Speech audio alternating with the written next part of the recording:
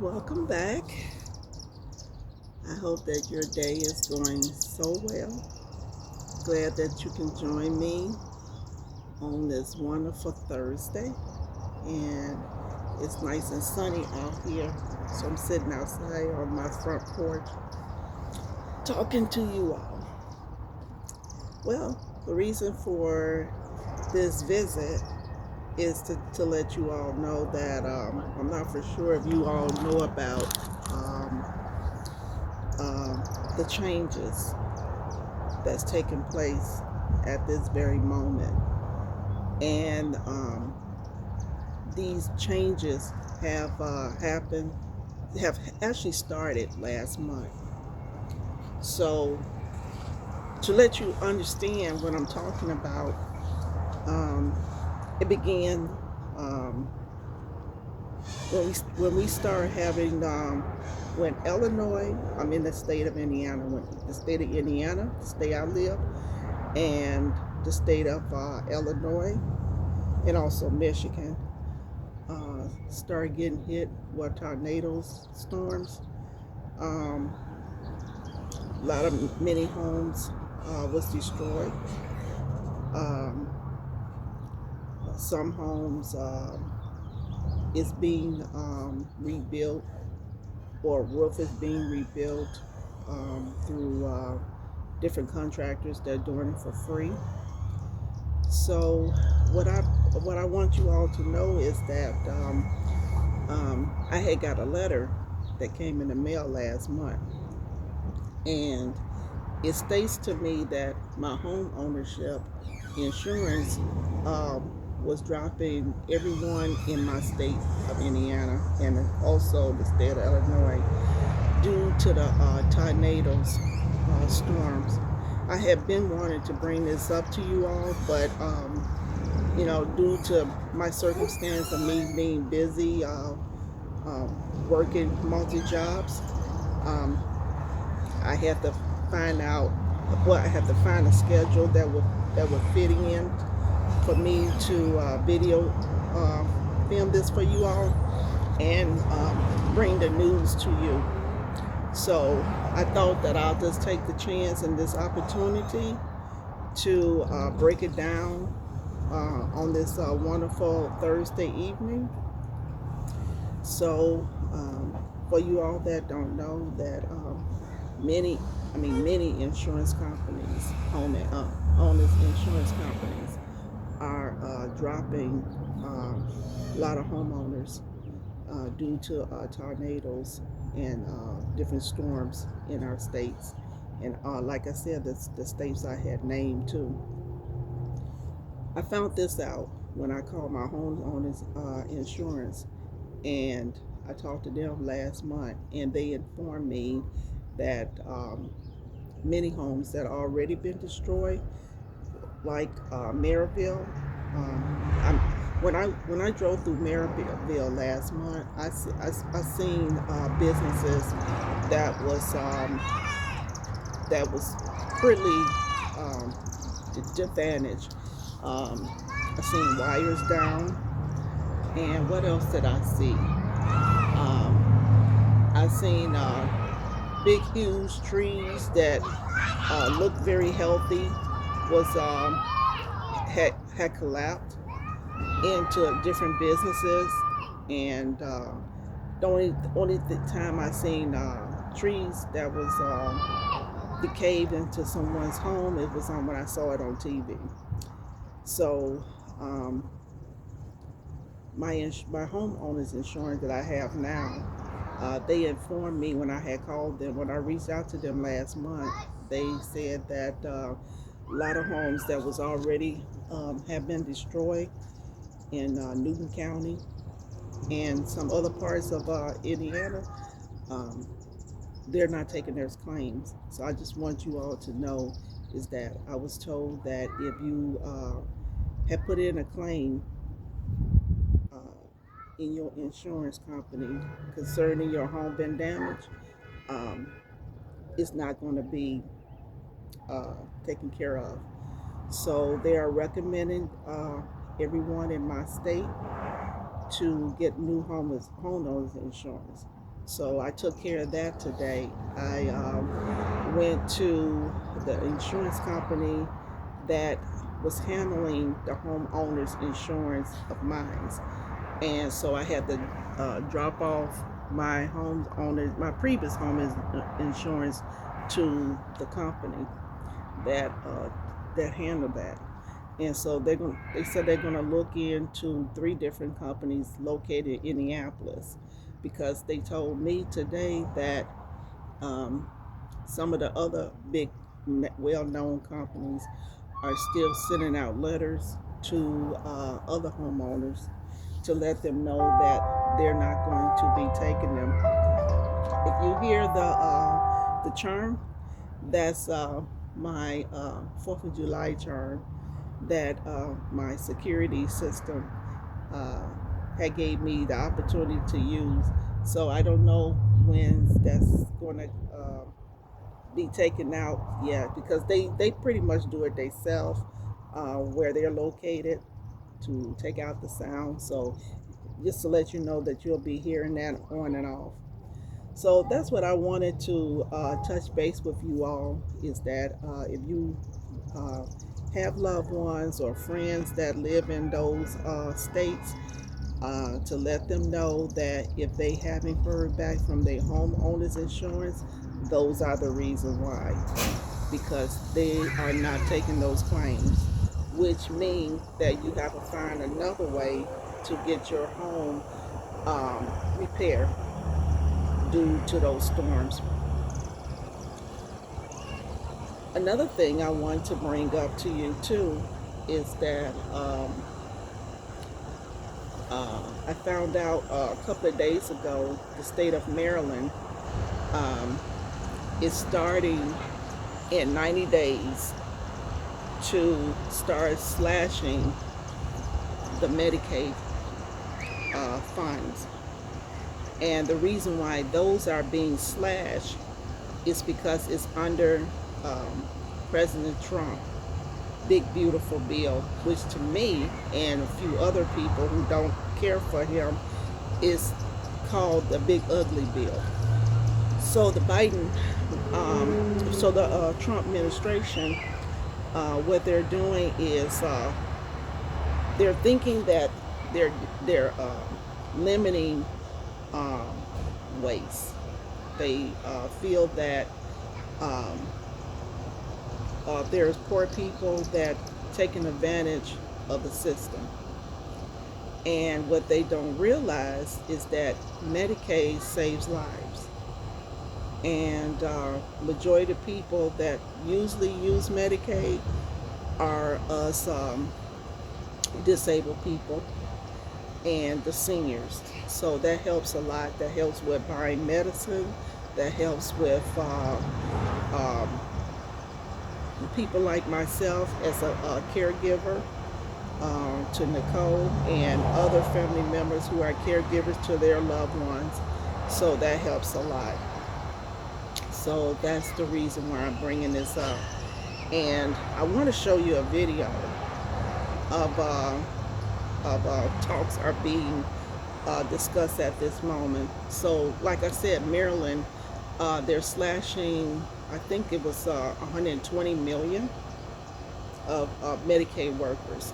And the state, one hospital in the state of Chicago, Semi Hospital, my union in Illinois, they was protesting in front of the Semi Hospital on the northwest side of Chicago, because they're slashing the Medicaid. So, which means is that without people getting the help that they need, um, a lot of people gonna get sicker, and it's just not good. So that's why I wanted to bring that up to you and discuss. And I've been seeing YouTube videos of people proud of some of these programs, like the food stamps, cash assistance, Medicaid, Medicare being cut, and they're just so proud. they even cheering Trump on, say, yeah, go on, do what you got to do. And they don't realize that the effect that this have on people. And I hear so many people on YouTube saying that the people are misusing the system, and what they don't realize that the people that never been on food stamp assistance, cash assistance, it all set up by your income, based off your income. So you can still get it if you're working, as long you don't go over the guideline that they're asking for. And that's what I wanted to mention. So yeah, like I said, they're slashing, and the state of Maryland, they're going to start in 90 days. So yeah, I want to show you a video um, to let you know. And also, I wanted to let you know too that not only does it affect the seniors and the disabled, but it also affects different day programs. If your loved one is in a program and you have to work, that would be very difficult for you, because how they expect you to go to work and your loved one who's with disability, or you have a parent with old timers or dementia, uh, can go to the day service and to be cared for you to go to work. So that's very difficult. And then not also that the Medicaid also pays for caregivers to come to loved ones' homes to care for the person that's in need, and so a lot of them are going to lose their jobs. So I don't think that the Trump administration and Republicans are thinking clearly about these cuts. And the only reason all these cuts are being dealt with is because they want more rich people to have more tax breaks, which means they're still taking away from the poor and giving it to the rich. So also, yeah, let me show you a video. Signed her first state budget. Questions remain, though, about what the spending plan means for New Jersey's long-term financial health.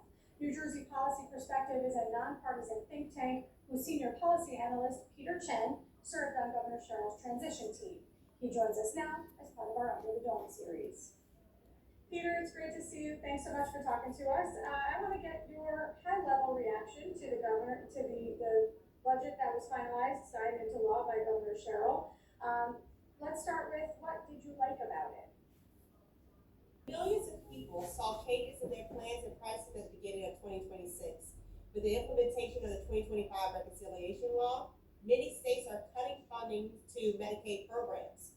States will soon begin implementing Medicaid policy changes that may increase the number of people without insurance by 7.5 million in 2034. Joining me now is Adamika Meadows-Arthur, CEO of Health Tech for Medicaid. Welcome. Well, hello, how are you? I'm doing well, doing better than our policies right now, right? Oh, yes, well, I understand that deeply. Right. Medicaid cuts are often discussed as a budget line item, but what do these cuts actually mean for Black families, especially, Black women who are both caregivers and healthcare workers all in the same?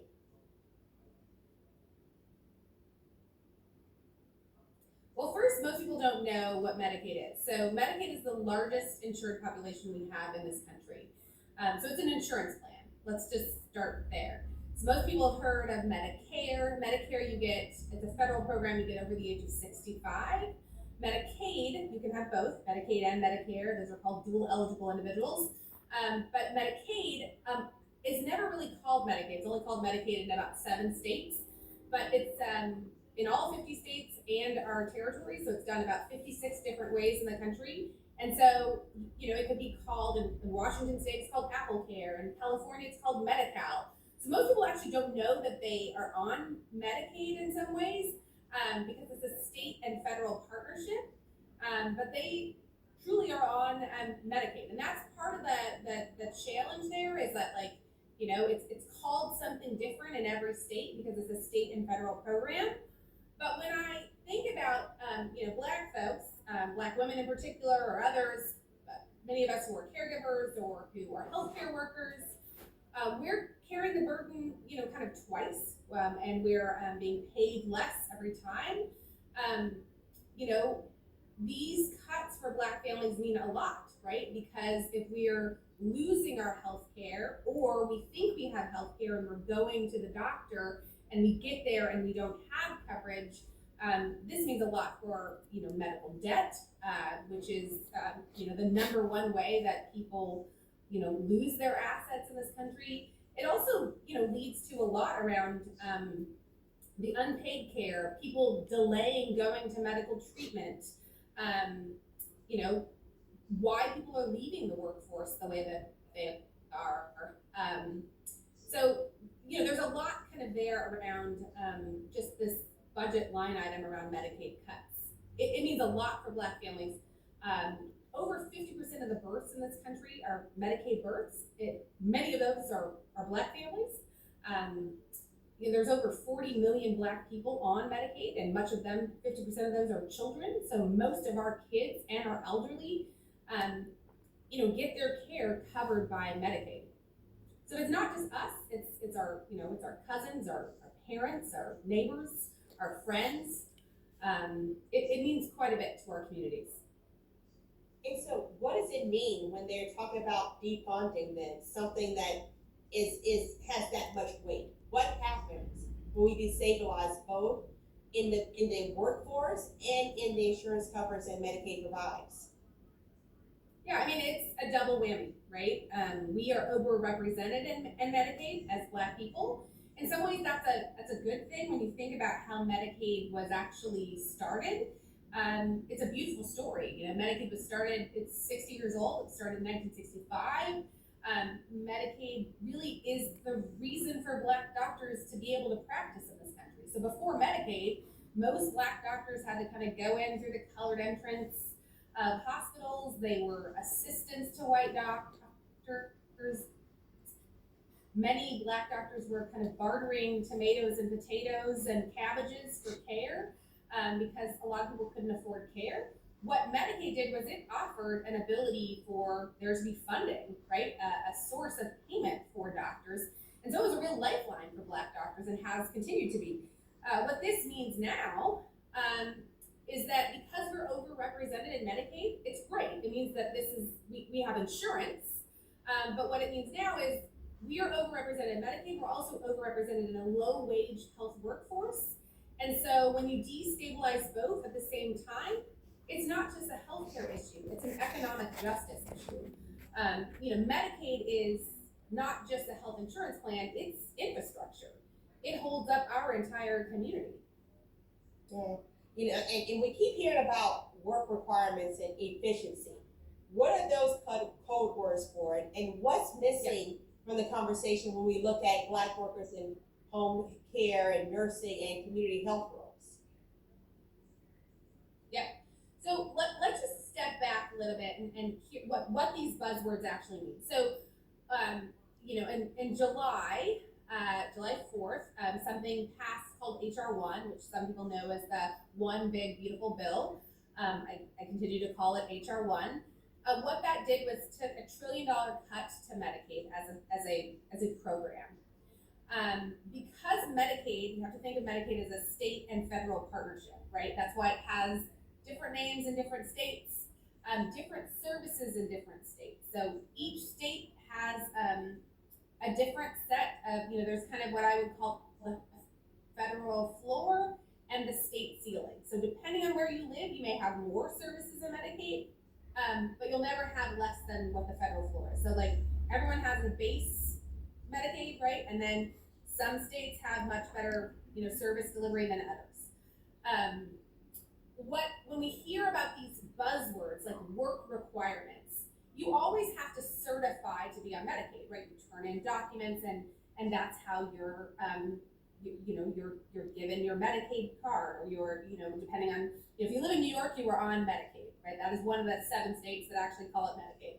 But if you're in Georgia, they call it, peach program, peach health, and they call it something different in each state. So work requirements, and we've heard this before, and we heard this a lot in the previous Trump administration, is kind of individuals proving that they are working, or volunteering, or contributing so that they can get their health care coverage. This is kind of a weird misnomer. Let's remember that half of the people on Medicaid are children, right? They're under the age of 18. So those folks will not be able to, they're not going to need work requirements.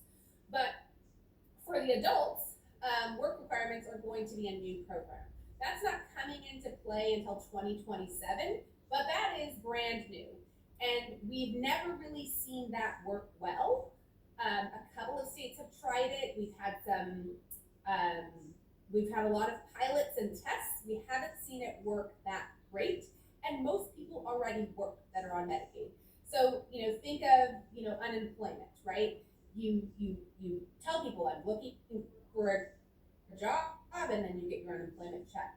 That we've never had to do to get your health care coverage. So that's a little bit of some newer blockades for you to get your care. Another thing is recertification. In the past, we've had to recertify for Medicaid every year. They call that redetermination. They call it these buzzwords. And so typically there are documents you need to turn in. They want to make sure you're still income qualified. Now, there are lots of different categories for how people qualify for Medicaid, right? You could be disabled. You can be genetically unlucky. You can be income qualified, and it changes by state. Some states have programs for individuals who have cancer. Some states have programs for individuals who are new entrepreneurs. Every state has something a little bit different. But what will happen is now folks are having to recertify every 6 months. We've never done that in this country before, and we're not sure how that's exactly going to work either. So a lot of this is experimentation, but it's experimenting with 80 million people's care, that's a bit scary. Right. It's experimenting with their lives, right? And you may bring up so many different points. You can have, fatigue from having to re-register over and over again every 6 months. But also when you... Yeah, that work requirement they just mentioned on that video already taking place this year. Also, even though they said it's supposed to start in 2027, that's actually already taking place in some states.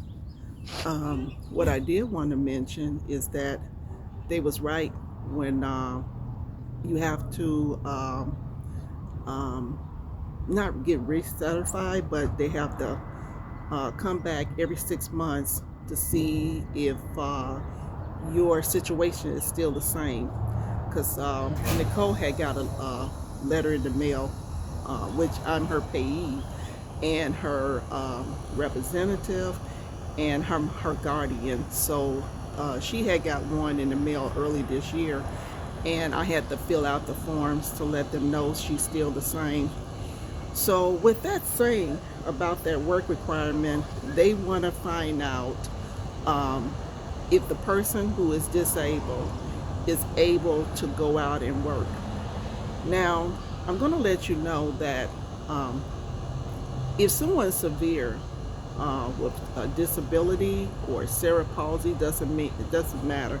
A lot of time it's really difficult for them to work because they might not be able to understand, they might not be able to do tasks on the job. Same thing as a person with disability with autism. There are different stages of autism. Like Nicole's psychiatrist told me, he said that there's 42 autism. I'm not for sure what stage Nicole's at, but I know for a fact she can't work on no one's job. I can't just up and just leave her at a job, but they did say that you can have the doctor to write something, to write a letter or form to let them know that this person cannot work. So I'm pretty sure that some of you all that watching me did not know any of these things, and some of you not receiving government assistance or government medical. So a lot of you all are new to all this, so I just wanted to bring this to your attention to let you know what's going on. So to let you know that there are people out here that's posting videos that are happy to see all these cuts going through. It's just really insane, and I'm going to show you the video. It's just so it's just crazy. Hello, everyone. Thank you for stopping by to see me today. Boy, do I have some videos for you guys today. Man, something's always happening. Always. You can guarantee something's always going to be happening. Let me see what I have for y'all here. Okay, the first video I'm going to play for you today is going to be called Food Stamp Abuse. I know y'all get tired of me talking about food stamps. I know you do. But I know sometimes it helps people. Sometimes it helps me to get a rise out of people. Sometimes it helps for people to do better. You know, people, it seems like when you're nice to them, oh, don't worry, you're going to find a job. Oh, it's okay. To be sitting there doing nothing, letting people take care of you when they already struggling themselves. You think that's okay? And then you get mad about it and cry and go online and talk bad about the taxpayers. I deserve everything I get. Hell, we deserve to eat better too. We deserve not to struggle too. We deserve not to. But we ain't got no choice. Why? Because we don't qualify. That's why. But we don't want to qualify. We want to do better in life. We want to be somebody. We want our children to be proud of us. Our family to be proud of us. We don't want to sit back and do nothing. We don't. But we're tired though. We're tired of you guys sitting on the system. Think you can sit there forever. Well, some of y'all have done that. You've done it. And you're proud of it. You are proud. And that's a crying damn shame that you're proud of something like that. It really is. Let me play my first video. I think I got 5 of them. Stick with me now. Don't be skipping. Watch the whole entire video. Do that for me. I love it when y'all do that. Thank you so very much. Thank you for the PayPal, the Cash App to buy me a coffee. And thank you for the super thanks. I appreciate it. And the soap like food stamp abuse, y'all. Listen to what this person says. 45 million people, 1 out of every 8 Americans, receive food benefits. And when researchers looked at how that money was being spent, they found that the average SNAP household, gets this, buys more soda, candy, desserts, and junk food than the average household that actually pays for their own grocery. They ain't lying. He is not lying, y'all. Well, when they could, states are changing things now. Some states are doing it in certain months. I don't know about your state. You might want to go check it out. They would have a whole cart of just snacks. Then they would have meats, and then they would have other goods. Sometimes 3 carts, maybe 2. But we can't do that as a taxpayer. We can't do that. We can't buy shopping carts full of food, a whole basket full. We can't do that. We have to budget. We have to budget our money. And we're the one out here working. And you don't think we should be mad that you are an able-bodied person with children after children after children? We should not be mad that we can't get food like that. We got to buy grocery store brand. We can't buy name brand. We're struggling. And you putting it in our faces, laughing. I guess we're supposed to be happy. Shut up. Y'all just take care of me and my kids. Shut up, shut up. We don't care what you think. I mean, think about that for a second. The people paying for the program are stretching their own budgets, Right. buying store brand and necessities, while the system is allowing people to buy Oreos, chips, energy drinks, and protein tubs on taxpayers' dime. And the justification that's being used here to defend this is absolutely wild. You've got politicians saying, well, for every $1 spent on SNAP creates $1.80 in economic activity. Well, So they trying to say it's okay? The politicians? I know which politicians are saying that. I know which ones are saying that. The one on the left side. You may have a few on the right, few rhinos talking like that.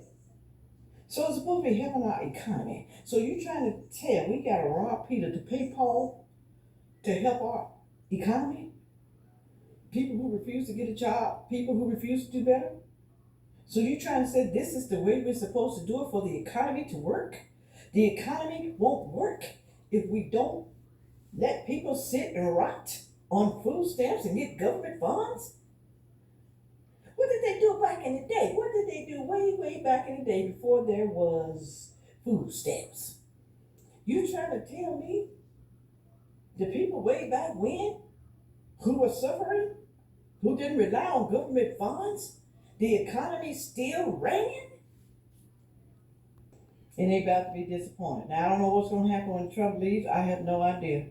Don't let a Democrat get up in there. Like I said, don't let a Democrat get up in there. They're going to flip stuff back around. They're going to flip it right back, and we're going to be in the worst situation ever in our whole entire life. Okay? Our government is in debt, y'all. Debt. That's the breaking news here, guys. So I did a TikTok earlier about this new bill that was not just signed, it was actually passed. And this new bill that I thought that was going to benefit Americans, I did not know when I did a TikTok video earlier that this new bill is going to potentially save $1 trillion by cutting Medicaid, food stamps, SNAP benefits when it comes to housing authority, medical benefits for millions of people, man. But when I did the video earlier, I didn't realize everything that was going on within that bill until I did further investigation. And just when I thought that this was going to be a good bill that was signed and approved, I thought it was going to be something that's going to benefit everybody. But this looks like a bill that was signed that's actually going to hurt Americans even more. So, but who are able-bodied, we supposed to keep them on forever? That's what the new bill is doing. It's doing cuts. Because a lot of y'all can work. A lot of y'all cost your own situation. You cost it yourself. Like I said, what did people do way back when, before food stamps was ever created? What did they do? People helped each other. Yes, there were homeless people. Yes, there was. Like I keep saying, it was. But it wasn't as many as it is today. So what's different than back in the past than today?